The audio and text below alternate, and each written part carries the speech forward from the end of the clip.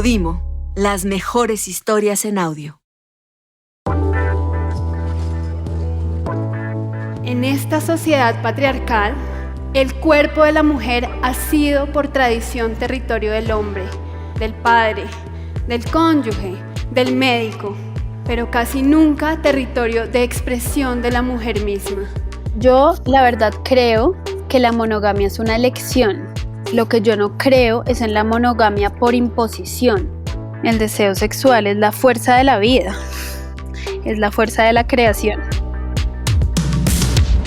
Desde la no ficción y Podimo, esto es No Monógamos, un podcast sobre amor y desamor en relaciones no convencionales. Soy Alexis de Anda.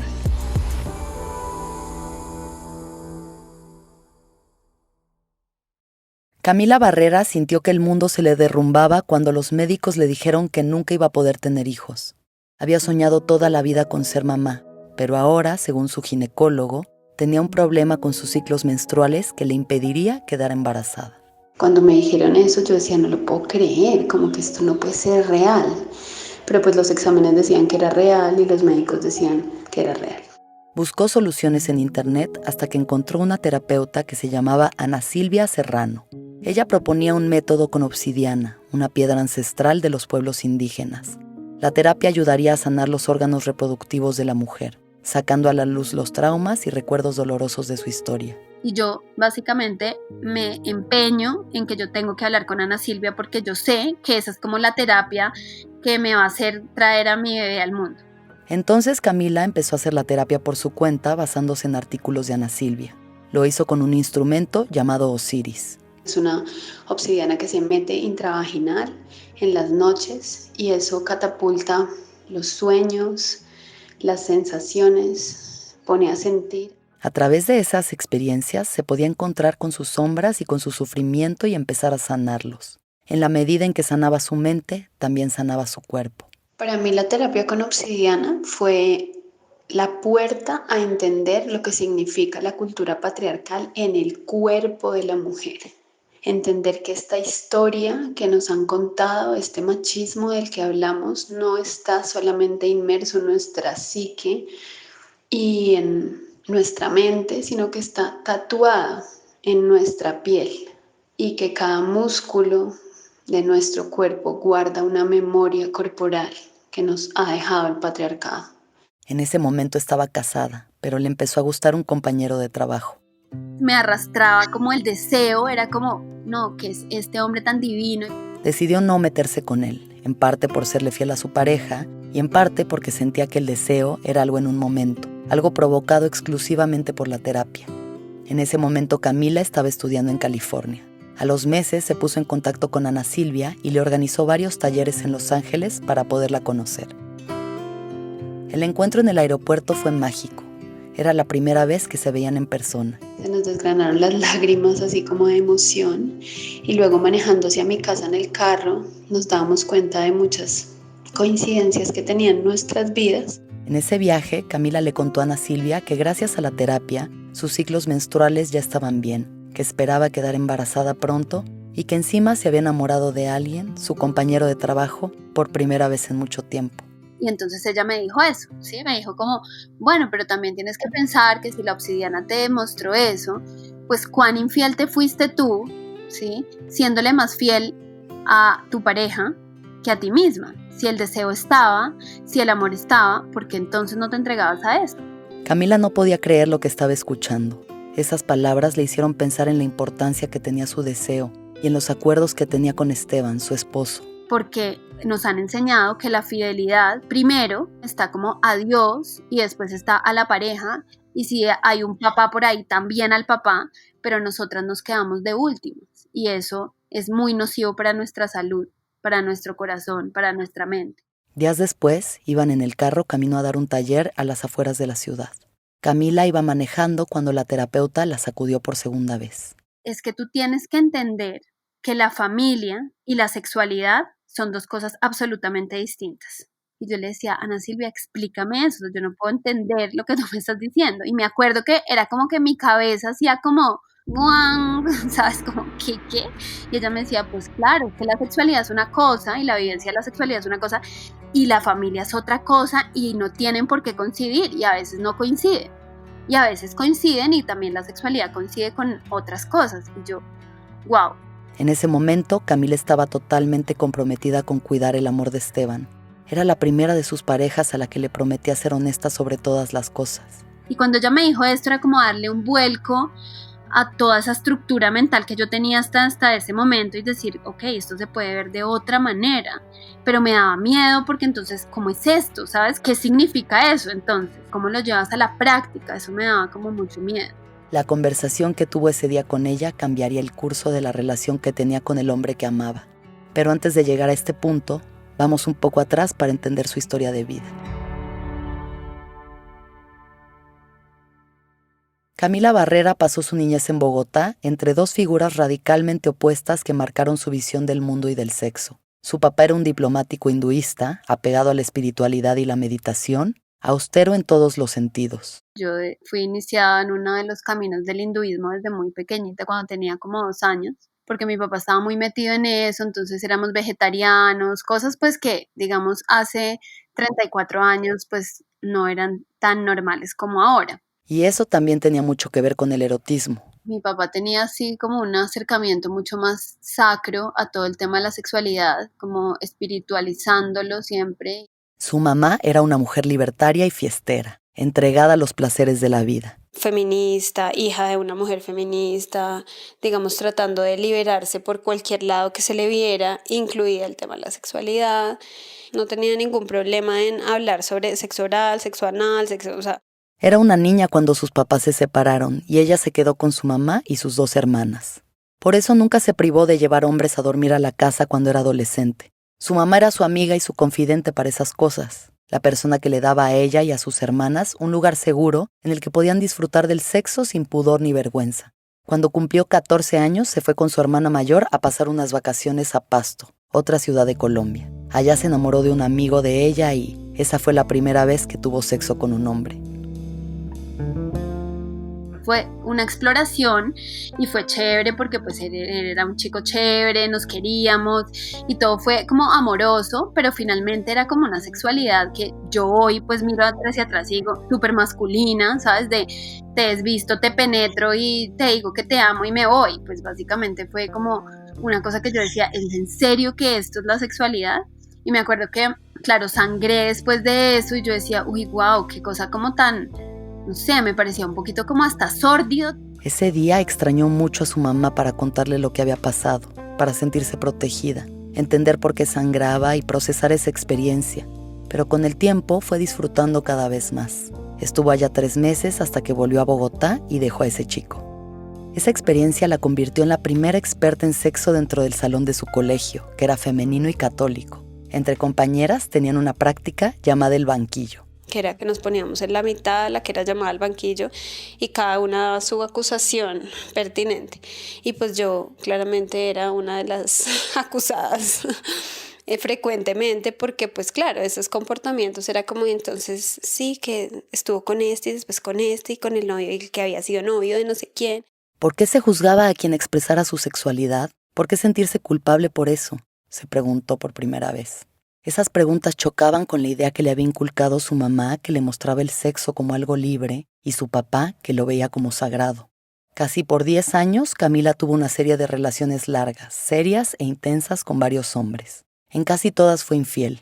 Su mamá, sus hermanas y sus amigas le decían cosas como: pues los hombres son infieles, usted también séalo. Entonces era como, ay, eso es normal, y nos reíamos, y era como, uy, qué delicia. Pero la influencia de su papá le despertaba otros pensamientos. A mí me pesaba un montón porque mi papá siempre tenía un tema con la verdad y con la honestidad, era como su bandera en la vida, entonces como que a mí estos 2 mundos me pesaban un montón y yo siempre me preguntaba, pues, ¿por qué no me puedo como resistir al deseo de como estar con otra persona, de besar a alguien más, ¿no? Como que no puedo tener eso de la fidelidad. Eso cambió cuando tenía 21 años y conoció a Esteban, un artista dedicado al yoga que acababa de llegar de la India. Yo lo conozco tomando yagé y yo por primera vez en ese momento digo, yo quiero ser fiel. como que fue un amor que yo sentí muy completo dentro de mí, como que yo lo veía, me derretía por él en todos los sentidos, o sea, me parecía un guapo, me parecía inteligente, amaba lo que hacía, era como que yo quiero entregarme a este amor, ¿sí? Sin distracciones. Entonces le dijo que se quería comprometer a una relación donde los dos fueran fieles y honestos. Se casó con él y se fueron juntos a California, donde ella empezó a hacer cursos de dula partera. En ese momento los médicos ya le habían dicho que no podía tener hijos y ya estaban haciendo la terapia de Ana Silvia usando las piedras de obsidiana. Esto le ayudó a sanar muchos traumas relacionados con la culpa y el sexo. Por eso fue un sueño abrazarla y hablar con ella en persona por primera vez. Fue uno de esos momentos en que se sintió una especie de revelación. Sentía que se volvía a conectar con su esencia. Aceptaba que ella y su esposo eran muy diferentes sexualmente. Yo era súper intensa, quería hacer el amor por la mañana, por la tarde, por la noche. Yo lo veía por la mañana y decía que es este hombre tan divino. Y otra vez quería hacer el amor y él era como, oye, no, tienes un problema, bájale pues a tu rumba porque yo no estoy en eso. Y que ninguna de las dos intensidades estaba bien o mal. Es que no todo tiene que compaginar. De pronto, él es un hombre que no le gusta tanto la sexualidad como yo, ¿cierto? Y yo puedo encontrar afuera pues como satisfacer también estos deseos y estas intensidades que vienen conmigo. Yo no me tengo por qué sentir mal por eso. En el fondo, Camila era una mujer sexual que tenía experiencias casi místicas cuando se acostaba con alguien. Sentía que Ana Silvia había llegado para recordarle eso. Ella me decía, tú eres así y pues es delicioso ser así, igual que es delicioso ser de otra manera, pero pues tú tienes que aprender a aceptarte y si tú quieres ir ahí, pues debes ir ahí. Cuando intentaban hablarle de esos conflictos a Esteban, él se quedaba en silencio. Entonces, después de pensarlo mucho, ella le propuso que cambiaran el acuerdo que tenían. Yo estoy dispuesta a que nosotros abramos esta relación, a que nosotros exploremos esto que es la sexualidad por fuera de la familia y a que tú pues tengas tus experiencias y yo también. La única condición que ponía era que se contaran las cosas. Con quién tenían las experiencias, qué sentían y qué pasaba si se enamoraban. Y yo siempre le insistía a él como en el tema de la honestidad, como yo creo que todo es posible siempre y cuando uno sepa en qué terreno está pisando y que todos los que estemos aquí metidos sepamos la verdad, sí, es lo mínimo que uno puede pedir. Pero en esas descubrió que él ya le había sido infiel varias veces. Entonces esto era como fiestas y trago y pues nada, revolcones con chicas y en fin. Y en ese momento yo decido como, ¿yo qué estoy jugando? O sea, yo le estoy apostando acá a una relación que yo estoy absolutamente enamorada, que quiero todo, que quiero explorarlo todo. Y este hombre está en otra vuelta, ¿sabes? Como que no estamos en esto mismo. Estaba agotada. Sentía que había hecho todo lo posible por compartir una vida sexual que la llenara, respetando los pactos que tenían entre los dos, pero que había sido inútil. Recordó que durante todos esos años había renunciado a su placer por adaptarse a la sexualidad de su esposo. Entonces se dijo, si llega alguien que me atraiga, me doy la oportunidad con esa persona. En ese momento ya tenía 2 hijos con Esteban y habían vuelto a Colombia. Entonces en una fiesta me reencuentro con un novio que yo tuve como a los 17 años, como con uno de estos amores entre novios y novios, no sé qué. Y era como uno de los hombres que a mí me había gustado físicamente en mi vida. Con la idea fija de ser honesta sobre todas las cosas, le contó a Esteban. Y entonces, bueno, claro, esto es como una bomba, ¿qué? Yo le digo, pues mira, tú también estás haciendo lo mismo. Y él nunca me reconocía, pero yo sabía. Entonces él era como, no, yo no, ¿qué te pasa? Estás loca, yo estoy contigo. Y yo como que, mira, no juego más a estas mentiras. Y la verdad es que yo, pues como que no sé cómo vamos a resolver esto, pero por lo menos yo no me voy a quedar más con esto que tengo aquí en el corazón y en las entrañas, que es que quiero pues darme la oportunidad de vivir algo con alguien más. Entonces empezó a verse con su antiguo amor y sintió literalmente que recuperaba parte de su cuerpo, de su ser. Era eso, como este fuego adolescente, esta intensidad, y él me decía, pues tú siempre has sido así. Y yo, claro, es que yo siempre he sido así, o sea, qué delicia encontrar esto y saber que es una cosa que yo no puedo perder nunca jamás en mi vida. Mientras ella estaba con Esteban, el ambiente en la casa era tenso. Se hablaban solamente para lo necesario. Lleva a las niñas, pásame las llaves, pasó esto en el colegio. Un día, Esteban encontró un chat en el que ella le contaba a una amiga detalles sobre el sexo con su amante. Y esa fue la estocada final. Decidieron separarse y él se fue de la casa. Por esos días, Camila también cortó con el otro hombre. pues yo estaba súper triste y él empezó a decirme, bueno, pues ya listo, te separaste, podemos estar juntos. Y yo le dije, no, o sea, lo siento, como yo estoy absolutamente en ruinas y pues necesito como repararme antes de entrar a una relación. Aunque se habían separado, el vínculo entre Esteban y ella era muy fuerte. Se veían todo el tiempo y hablaban de muchos temas y tenían sexo. Con la intención de sanar y recuperar su relación, empezaron a contarse todo, todas las infidelidades. Pero eso resultó siendo todavía más doloroso. Para la mente, sanar eso es súper fuerte porque eso es como un cassette ahí que a uno le queda adentro y que pone play y vuelve y repite las mismas escenas que uno pues recrea en su mente. Y eso pues produce rabia, produce celos, produce tristeza. Al final fueron donde un terapeuta y empezaron las comparaciones. Él había tenido muchas amantes, pero nunca había sentido nada por ninguna de ellas. Camila solo había estado con una persona, pero sí había involucrado el corazón. Para ella, el sexo tenía un significado más profundo. Para ella, el vínculo emocional era indispensable, aunque fuera algo pasajero. Entonces era como, claro, ahí empezaba como el ego a comparar cómo es posible que tú sí te hayas como enamorado o que hayas vinculado tu corazón y que hayas estado con un hombre una y otra vez, ¿no? Que hayas entablado una relación. Eso para él era súper fuerte. En ese proceso entendieron que ya no eran los mismos de hacía 7 años y que cada uno tenía que sanar y entender muchas cosas para poder estar con el otro. Ella, por su lado, pudo explicarle lo importante que era vivir una sexualidad larga y libre como a ella le gustaba. Con la terapia todo fue mejorando y en medio de ese proceso quedó embarazada de su tercer hijo. Yo quería todo el tiempo y los primeros 3 meses después nos reíamos porque era como vomitar y hacer el amor, solamente yo quería como eso, ¿no? Entonces fue como eso mismo, ¿no? De estar todo el tiempo ahí como juntitos haciendo el amor, pero por otro lado fue una etapa muy difícil económicamente para él. Cuando nació el bebé, él consiguió un trabajo que le exigía estar ocupado en las noches. Entonces Camila se encargaba de casi todo: comprar la comida, cocinar y cuidar a los niños, mientras también atendía mujeres en su consultorio de partera y terapeuta sexual. Se empezó a sentir sola e insegura y estaba convencida de que él otra vez se estaba acostando con otras mujeres. Yo le decía todo el tiempo, yo sé que tú estás siendo deshonesto, es que yo lo sé porque pues tú y yo compartimos un mismo cuerpo sexual que obviamente vibra en el momento que tú te acuestas con otra persona, o sea, yo lo sé. Y él como, no. Un día en un taller de tantra, ella se besó con un hombre y cuando se lo contó Esteban, pues él reaccionó súper mal y como yo sabía que por otro lado él estaba pues siendo infiel, yo decía, no puedo creer que este hombre pues esté reaccionando así cuando él está haciendo cosas. Lo que pasa es que él no me lo decía. Otra vez estaba decepcionada. No encontraban la forma de estar juntos sin hacerse daño, pero tampoco podían dejarse ir. Entonces, una vez más, Camila le dijo que lo mejor era que se divorciaran. Por esos días viajó a Lima y conoció a un hombre peruano. Ardía del dolor por el duelo que le esperaba, pero le hacía mucha ilusión encontrar a este nuevo hombre. Alguien que piensa como yo, que dice no a la relación monogámica, pero todo en la honestidad y pues eso, con él viví un poco esto de la relación abierta, honesta. Entonces él acaba de salir de una relación y entonces me contaba, no, mira, yo ayer hice el amor con mi exnovia y pues yo ahí gestionando eso. Y yo también le contaba, no, pues mira, ayer hice el amor con mi pareja también, ¿no? Al tiempo, conoció a otro chico de Medellín. Él también era poliamoroso y tenían sus encuentros una que otra vez. Cuando le empezó a contar al chico de Perú, se enteró de que él no estaba tan acostumbrado al poliamor como pensaba. Sino que él había estado con varias mujeres y las mujeres nunca habían estado con ningún hombre.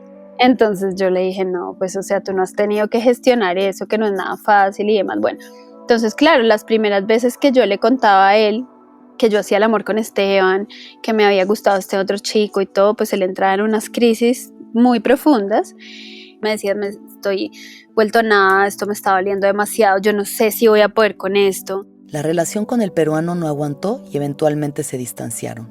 A su vez, en medio de la separación con Esteban, siguió visitando al chico de Medellín, con él que llevaba casi toda su vida desmontando la monogamia. Las cosas eran mucho más tranquilas. No lo extrañaba ni sufría por él, aunque le gustara su compañía. Se contaban que tenían sexo con otras personas, y eso solo hacía que se sintieran felices por el placer del otro. Entonces también yo ahí entendí que en esto de las relaciones abiertas, el poliamor, hay también energías que se encuentran que son muy alineadas con eso, o personas que te despiertan cosas con las que puedes vivir eso en paz. Hay otras personas que te despiertan unos celos animales, que te despiertan rabia de pensar, una posesión, o sea, es como conexiones distintas. Cuando Esteban se enteró de que Camila se estaba viendo con otra persona y viajando para verla en otra ciudad, entró en crisis. Porque sí, estaban separándose, pero todavía compartían muchas cosas. Tenían vida de pareja. Nuestra relación siempre ha sido así como entrañable, pasional. La Navidad del 2020 pintaba triste porque era la primera que Camila y sus hijos iban a pasarla sin su papá.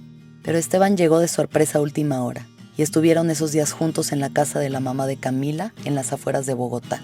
Allá se volvieron a acercar.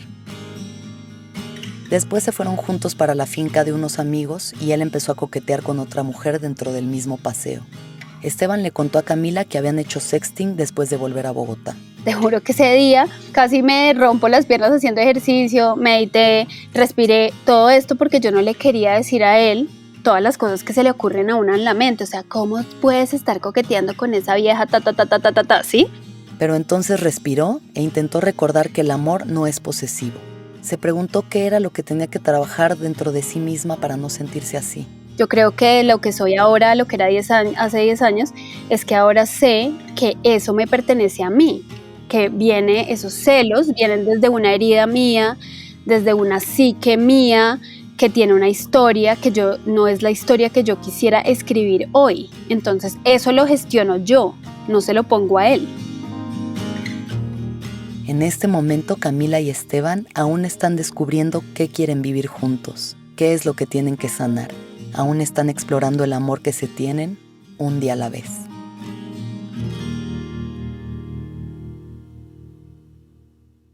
Comparte este episodio con tus amigos, amigas y amigues y hazle un guiño a las personas que tuviste en mente durante este episodio.